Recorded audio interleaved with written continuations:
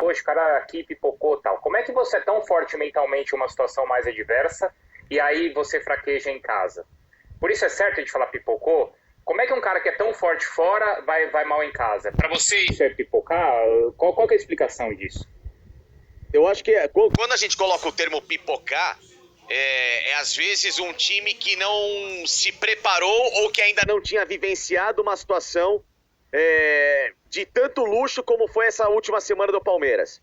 O Palmeiras teve uma rasgação de elogios imerecidos, e eu me incluo nesses elogios porque o time jogou uma bola redondíssima, que alguns garotos, né, que talvez até nem tenham passado por essa situação na carreira, não só os meninos, mas também aqueles que têm uma idade mais intermediária, mas que nunca tinham vivenciado um momento de louro tão grande, tinham recebido tantos elogios e tinham chegado a uma semifinal de Libertadores com tanta tranquilidade. Então é natural que haja, mesmo você treinando com intensidade, um relaxamento mental de que, independentemente de qualquer coisa, poxa, a gente não vai tomar 3 gols em casa.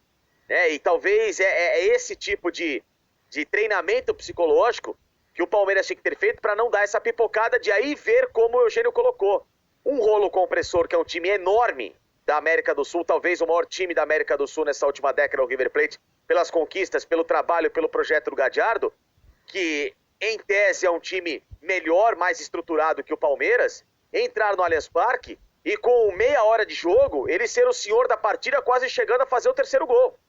Entendeu? Então, e isso você leva o jogador a se assustar. Como é que eu paro esse gigante que o cara só cresce ou só afino? Entendeu? Então, isso passa muito por experiência. A pipocada no futebol, às vezes, ela acontece. Como o Barcelona, que não segurou o Liverpool depois do 3-0 em casa. O Barcelona, que não segurou a Roma naquelas quartas de final, há 3 temporadas também jogando em Roma. Então, acontece com as grandes equipes no futebol mundial, como é o Palmeiras, uma grande equipe, mas que tem de ser um trabalho de experiência, tem de ser um trabalho muito bem feito psicologicamente, uma blindagem desses elogios que nós temos a condição de fazer, e não o time se sentir com esse elogio como a realidade e a verdade absoluta do que está acontecendo, porque não é. No futebol a gente sabe que não é, Bruno. Uhum. Ô Celso, você sabe que eu até escrevi sobre isso, porque como o Abel falou que gosta do tema, eu também gosto. E estava inclusive conversando com a Carla Di Piero, que é a psicóloga do Comitê Olímpico Brasileiro e trabalha com os melhores atletas do Brasil. E o impacto psicológico desse jogo foi muito evidente, porque a sucessão de fatos faz com que o Palmeiras vá entrando num buraco. Então tem esse primeiro 3-0, você dono do confronto, como o Facincani falou. Aí quando você está indo para o estádio, e olha como a cabeça, porque assim, o futebol, gente, ele é disputado por pessoas como nós aqui. E olha como a cabeça é inexplicável. O que pode ter plantado na cabeça do jogador do Palmeiras aquela festa toda, antes do jogo? A gente não pode perder. E isso fica armazenado ali.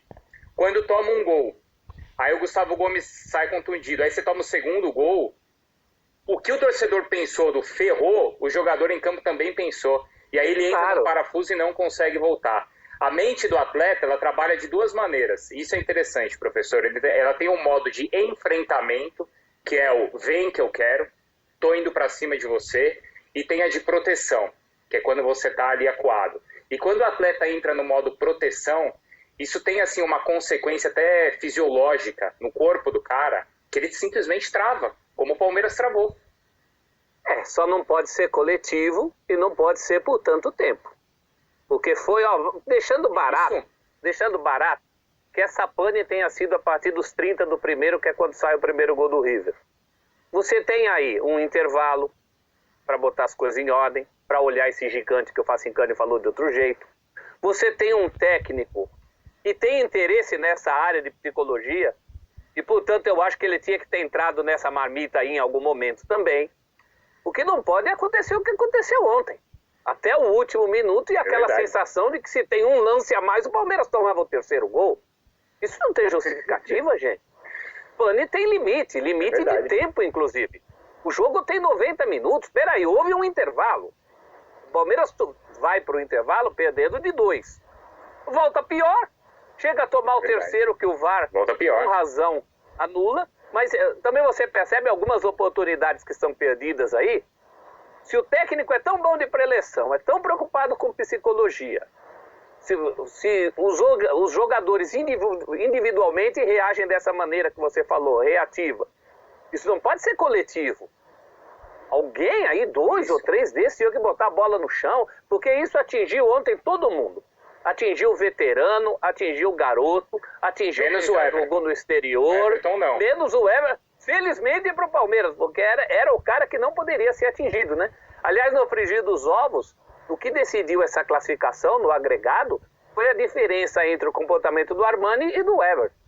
O Armani entregou a rapadura num momento em que as coisas ainda estavam equilibradas. O Everton salvou não só na Argentina, quando ainda estava 0-0, o 3-0 começa com o Everton, como acabou salvando o resultado ontem também. Então essa questão psicológica também tem que ser trabalhada no durante. Não pode essa aceitação, tivemos uma noite que todo mundo travou, e aí vai a noite inteira travado? Não, alguma atitude precisa ser tomada em algum momento desse jogo. E aí, ó, até pra gente ouvir o Galhardo, aí talvez tenha feito falta quem não fez falta no primeiro jogo, num momento desse, o Felipe Melo, né? A gente fala sobre isso mais pra frente. Vamos ouvir o Galhardo? O Abel Ferreira, aliás, falou sobre o duelo contra o técnico argentino. Vamos ver. O River, porventura, tem um treinador melhor que eu, porventura tem jogadores com grande experiência, com grande tarimba, porque nos últimos 5 anos andaram nas semifinais e dos 5 ganharam 2, mas quer eu, quer os meus jogadores, os com mais experiência e os com menos, só há uma forma de adquirir experiência, é vivê-la, é estar, é senti-la, é passar por ela, é isto que nos faz crescer. E o Galhardo foi muito correto durante todo o jogo, também nas escolhas e nas atitudes, não foi, Eugênio? Não foi, hein, Facincani? Você concorda? Não foi? Concordo. Pode tocar primeiro aí, Eugênio, depois eu vou na sequência. Eu acho que sim, né? Legal essa relação entre eles. Parece que o Galhardo tem 2 livros escritos sobre ele, né? Pelo Diego Borinski, jornalista argentino, que o segue já há muito tempo, que já foi editor do Duelo Gráfico e tal. E parece que o Abel Ferreira leu, pelo menos, o primeiro dos livros sobre o Galhardo antes da semifinal, antes do primeiro jogo, né? E acho que a partir daí, olha só, essa imagem é bem interessante, né?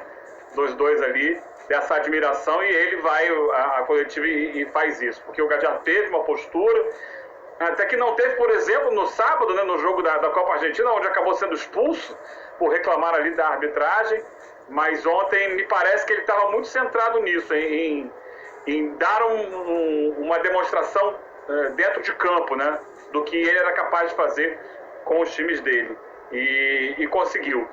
Agora, é uma revanche, né? Porque cada jogo é um jogo, cada história é uma história. Embora os dois façam parte do mesmo duelo aí, né? O jogo de ida teve fragilidade emocional do River.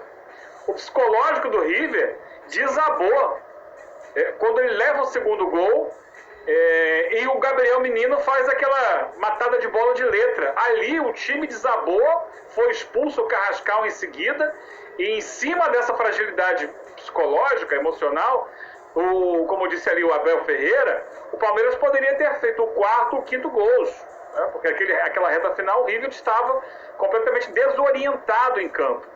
E ele conseguiu reverter isso, né? Para a gente entender como cada história é uma história, e de um jogo para outro, a semana que passa, muda uma série de questões, né? Como esse treinador vai trabalhar o psicológico do time, o que ele vai trazer para esses jogadores. Por isso o futebol é tão fantástico, né? É um esporte tão imprevisível, porque ele passa por muitos aspectos. Eu sempre coloco, né? São decisivos os aspectos físico, técnico, estratégico, né? Que é a tática, e psicológico, na mesma medida. E a conjugação desses torna isso uma bomba de efeito imprevisível. A gente não sabe o que vai acontecer. Então, parabéns ao Galhardo, que conseguiu, né? Reverter o aspecto emocional do seu time, e pelo que conseguiu fazer no primeiro jogo, o Abel, porque eles estão internamente ligados. Mas sim, ficou muito legal essa relação, essa imagem, e que o Abel falou do Galhardo depois do jogo. Eu acho que o Galhardo tá achando o Abel meio mala aí, não tá? Tá querendo se livrar dele, né? Tá bom, beleza, já entendi. Tá não querendo tá se livrar do Abel. Até porque tá falando muito de perto Não os tempos que a gente vive, né? Acho que o Galhardo tava meio preocupado. tem essa aquele preocupação. amigo bêbado, né? Que você fala pra ele. Aquele amigo bêbado que fala, Tá eu bom, te amo. ele tá assim, ó, tá bom. Beleza. Tadeu. Tá bom. O Galhardo tá assim. Tá querendo fugir. Agora, é fantástico no futebol como a ordem dos acontecimentos pode mudar tudo, né? O próprio Abel citou ontem o lance com o Rony. Se aquele primeiro lance o Rony faz o gol, você até também destruiria todo esse equilíbrio do River Plate que a gente está falando, né? Então, a ordem... Mas aí, dos Celso, acontecimentos destrói. é uma coisa fantástica. Mas aí, Celso, mas aí também é aquela bola que o Everton salva no jogo de ida, com 5 minutos de jogo. Igual. E que o River começa É uma dominando. Se tese. aquela bola entra, tudo. Na verdade, os jogos, no final das contas, eles têm enredos muito parecidos. Né? O time da casa tem uma grande chance no começo do jogo, não aproveita, daí o time visitante começa a dominar o jogo de uma forma louca, no que saem os gols o time da casa acaba caindo completamente. Daí a questão é que o Palmeiras conseguiu fazer um terceiro gol que o River não fez. O Palmeiras conseguiu ficar com 11 jogadores em campo ontem, que uma determinada altura do jogo, começo do segundo tempo, olha, era difícil imaginar que o Palmeiras terminaria com 11 o jogo, porque toda a defesa estava amarelada e toda a defesa estava tendo que se exigir faltas em velocidade, porque o River estava passando do jeito que queria e a chance de um segundo amarelo aparecer era grande, mas o Palmeiras conseguiu estancar essa sangria. O Abel até fez umas substituições ali para evitar isso, né? Então foram essas pequenas diferenças, mas o lance perigoso do jogo do começo do jogo também teve do outro lado em Buenos Aires, em Avellaneda.